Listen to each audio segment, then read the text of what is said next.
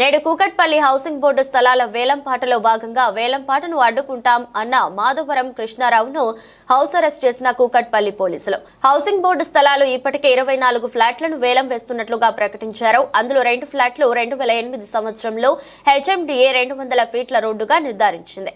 అదే రోడ్డును housing board అధికారులు 80 ఫీట్ల రోడ్డుగా చూపుతూ వేలం నిర్వహిస్తున్నారు. వేలంలో ఆ 2 ఫ్లాట్లను కొనుగోలు చేసిన వారు నష్టపోతారని, వాటిని ఎట్టి పరిస్థితుల్లో వేలం వేయొద్దని డిమాండ్ చేసిన స్థానిక ఎమ్మెల్యే మాధవరం కృష్ణారావు, వేలంలో కొనుక్కున్న వాళ్లు 2 ఫీట్ల రోడ్డు విస్తరణలో నష్టపోతారు కాబట్టి ఆ 2 ఫ్లాట్లు వేలాన్ని నింపేయాలని, లేకపోతే వేలం అడ్డుకుంటానని చెప్పిన మాధవరం కృష్ణారావు ఏం చెప్పినా వినకుండా వేలం వేస్తానని చెప్తున్న హౌసింగ్ బోర్డు అధికారులు ఉదయం 10:30 వేలం నిర్వహిస్తుండటంతో ఎమ్మెల్యే మాధవరం కృష్ణారావు ఇంటి వద్ద భారీగా మోహరించిన పోలీసులు ప్రజలను అన్యాయం చేస్తూ వేలం వేస్తున్న అధికారులపై చర్యలు తీసుకోవాలని పోలీసులకు ఫిర్యాదు చేసిన ఎమ్మెల్యే మాధవరం కృష్ణారావు కేపీహెచ్బీ కాలనీలో ఉన్నటువంటి ల్యాండ్లను సుమారుగా 74 ప్లాట్లను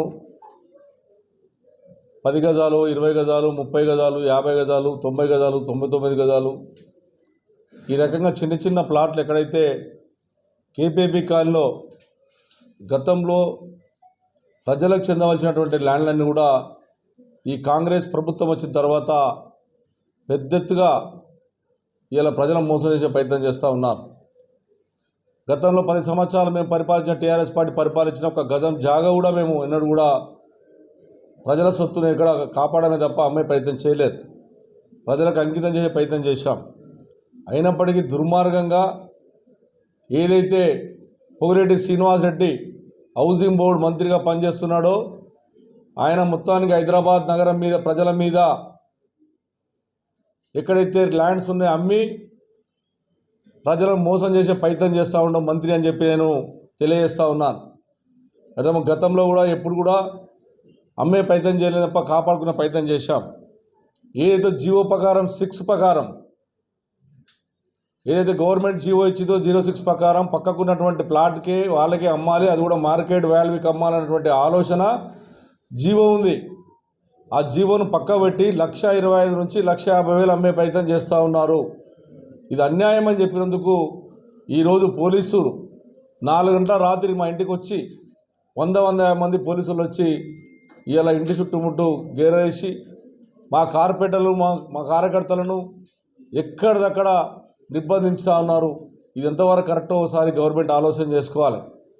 ఎందుకంటే 200 ఫీట్ల road master plan Congress government ఉన్నప్పుడు 2008లో మాస్టర్ ప్లాన్ గోపాల్ నగర్ నుంచి సబ్దర్ నగర్ నుంచి ముషాపేట్ చౌరసాక 200 ఫీట్ల రోడ్డుని ఆ రోజు 200 ఫీటు రోడ్డు పెడితే ఆ రోజే 24 మంది హౌసింగ్ బోర్డులో కొనుక్కున్నటువంటి వాళ్ళు 24 మంది అన్యాయం అయిపోయారు. వాళ్ళకి న్యాయం చేయకుండా మళ్ళా ఇవాళ ఆ మూల మీద ఉన్నటువంటి కొన్ని ప్లాట్లు 51 గజాలు 100 గజాల జాగాల్ని ఇలా మాస్టర్ ప్లాన్ 200 ఫీట్ల రోడ్లోనే ఇలా అమ్మే ప్రయత్నం చేస్తుంది గవర్నమెంటు. ఒక దిక్కేమో మేము హైదరాబాద్ నగరాన్ని అభివృద్ధి చేస్తామని చెప్పుకుంటూ ఇలా రోడ్లు అమ్మే ప్రయత్నం చేస్తుంది కాంగ్రెస్ గవర్నమెంట్ అని చెప్పి తెలియజేస్తూ ఉన్నాను. 200 ఫీట్ల రోడ్లో ఉన్నటువంటి ప్లాట్ను ఇలా 1,20,000కు 90,000కు అమ్మే ప్రయత్నం చేస్తూ ఉన్నారు. మరి రేపు పొద్దున మున్సిపాలిటీ అధికారుల దగ్గరికి పోయి కొనుక్కున్న తర్వాత అక్కడ కొనుక్కున్న అతను పోయి ఇల్లు కట్టుకొని పర్మిషన్ అడిగితే ఎట్టి పరిస్థితిలో దీనికి రోడ్లో ఉంది, నువ్వు ఎట్లా కొనుక్కున్నావు అని చెప్తారు. దీనికి టీడీఆర్ రాదు. మున్సిపాలిటీ సంబంధించిన అధికారులు కూడా నిన్న